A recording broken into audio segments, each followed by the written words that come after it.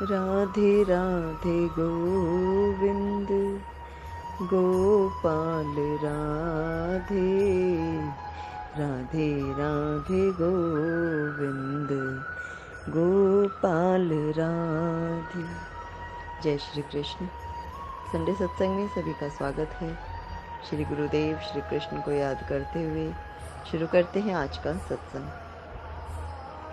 जिस तरह हम मनुष्य अपने संतान को कष्ट में देखकर दुखी होते हैं, हम चाहकर भी अपने संतान की पीड़ा अपने ऊपर नहीं ले पाते, तो हम अब उसके कष्ट को बांटने की भरपूर कोशिश करते हैं। ठीक इसी तरह ईश्वर भी हमारे कष्टों को कम करने का हर संभव प्रयास करते हैं। लेकिन बात सिर्फ विश्वास की है कि विश्वास कितना है।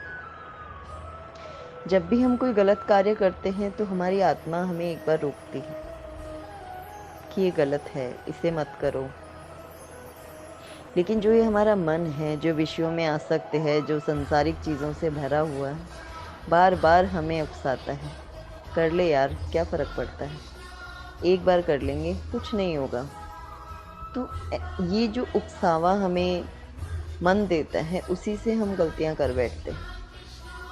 लेकिन परमपिता परमेश्वर, हमारे कृष्ण, हमारे सद्गुरु, हमारे इष्ट हर वक्त हमारे साथ होते हैं, हमारी मदद करते हैं, हमें मार्ग दिखाते हैं। जीवन में गुरु होने से हमें समझ आता रहता है हम कब गलत हैं और कब सही। जीवन में अनुशासन नहीं हो तो हम कितना ही भटकते रहेंगे, कितना ही भ्रम में रहेंगे, कभी हमारी समस्याओं के समाधान नहीं होंगे। हमारी हालत उस अनपढ़ व्यक्ति की जैसे हो जाएगी जिसे अक्षरों का ज्ञान नहीं, जिसे वर्णमाला का ज्ञान नहीं, जिसे पढ़ाई लिखाई का कुछ पता नहीं। बौद्धिक विकास तो तभी होगा जब हम स्कूल जाएंगे, अनुशासन में रहेंगे, टीचर्स के साथ रहेंगे, उनसे सीखेंगे और पढ़ेंगे लिखेंगे तब। अन्यथा हमें जो ईश्वर ने देकर भेजा है वो ज्ञान हमारे पास होता है, लेकिन अलग से कुछ भी पढ़ने के लिए, आगे बढ़ने के लिए, संसार में कुछ भी जॉब करने के लिए, बिजनेस करने के लिए हमारे पास एजुकेशन होनी ज़रूरी है। वैसे ही अध्यात्म में या जीवन को उन्नत बनाने के लिए, जीवन का विकास करने के लिए, जीवन का संपूर्ण निवास करने के लिए हमें अध्यात्म की या सत्संग की आवश्यकता होती है, क्योंकि सत्संग से हम सही बुरे की पहचान कर पाते हैं। यूँ तो इस संसार में सभी अपने दिखाई पड़ते हैं। जब भी आप दुखी होते हो, आप किसी की तरफ भी देखते हो, कोई आपका मजाक उड़ाएगा, कोई आपके साथ हंस के बोलेगा, कोई आपको दिलासा देगा या कोई अपना बनकर गले लगाएगा। सभी तरह की प्रवृत्ति के लोग हैं, वो अपने अपने स्वभाव के अनुसार आपको ट्रीट करते हैं। पर उन इतनी सारी भीड़ में सच में आपका कौन अपना है, ये पहचान करना मुश्किल होता है। अतः जो हमारा विवेक कहे, जो हमें आत्मा से पता चले, जो हम अंदर स्वयं के साथ होते हैं, तब हमें ज्ञान मिलता है कि कौन अपना है, कौन पराया है, कौन हमें समझ रहा है या कौन सच्चे मन से हमारे साथ है। ये ज्ञान हमें भीतर से मिलता है, क्योंकि ये आत्मा किसी को देखकर प्रसन्न हो जाती है, खिल उठती है। किसी का सानिध्य इसे सुकून देता है, और जनरली ऐसा सुकून या सानिध्य हमें संत या भक्त या साधु के आसपास मिलता है या गुरु के आसपास मिलता है। क्योंकि जब हरि की विशेष कृपा होती है तब जीवन में गुरु आते हैं, भक्त आते हैं, सत्संगी आते हैं, संत आते हैं।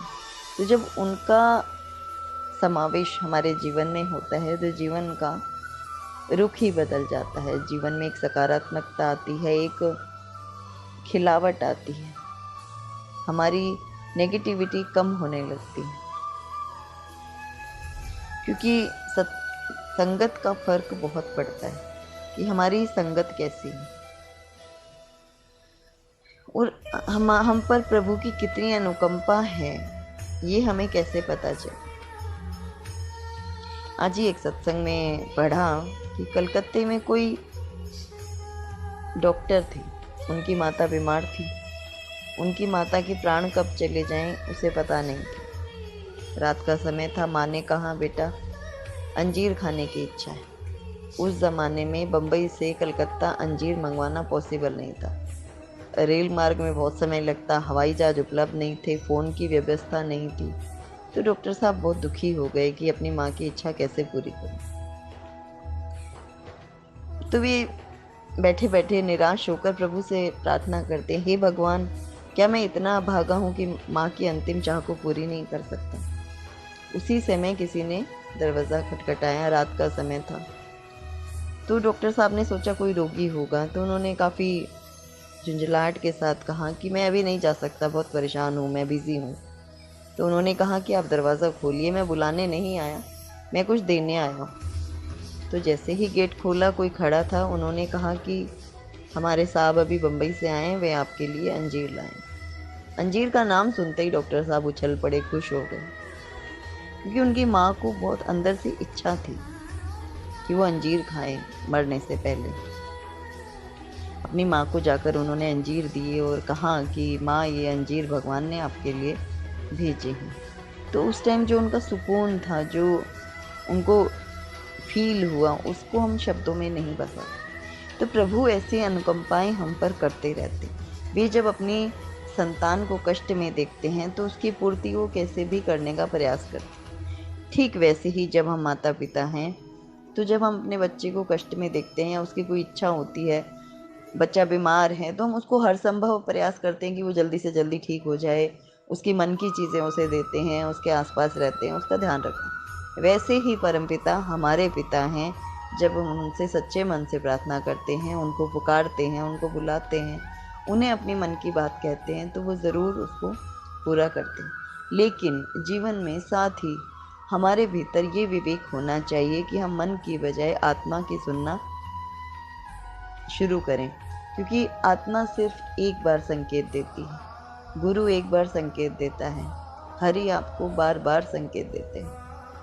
लेकिन फिर भी हम उन सब चीज़ों को साइड में रखकर मन की सुन लेते हैं। परंतु यदि सत्संग से इस मन को राम राम सुमिरन का अभ्यास हो जाए, परमपिता से प्रेम हो जाए, सत्संग में रुचि आने लगे, तो ये मन भी गुरु वाली वाणी सिखाएगा, या हमें सत्संग से जुड़कर जो हमारे मन की मलिनता है वो खत्म हो जाएगी।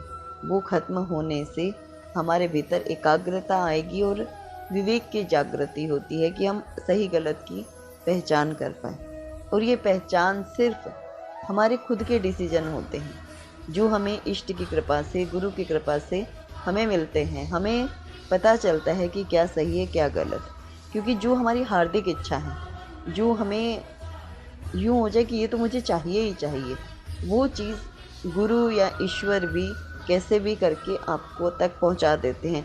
चाहे वो एज ए गिफ्ट आए, या आप कहीं गए हैं वो अचानक से सामने दिख जाए, या कोई लेकर आ जाएगा, किसी भी तरह से उसका विधान बैठ जाता है, तो वो प्रभु की कृपा होती है। इसलिए संत कहते हैं कि शिकायतें नहीं, शुक्रिया करना सीखिए। जब जीवन में शिकायत कम हो जाएगी, शुक्रिया बढ़ जाएगा, अब अहोभाव बढ़ जाता है। अहोभाव बढ़ने से प्रभु के प्रति प्रेम बढ़ता है, प्रभु के प्रति हम धन्यवाद का भाव प्रकट करने लगते हैं। धन्यवाद निर्विवाद राम राम जपिए, सीताराम सीताराम सीताराम कहिए। जय श्री कृष्ण।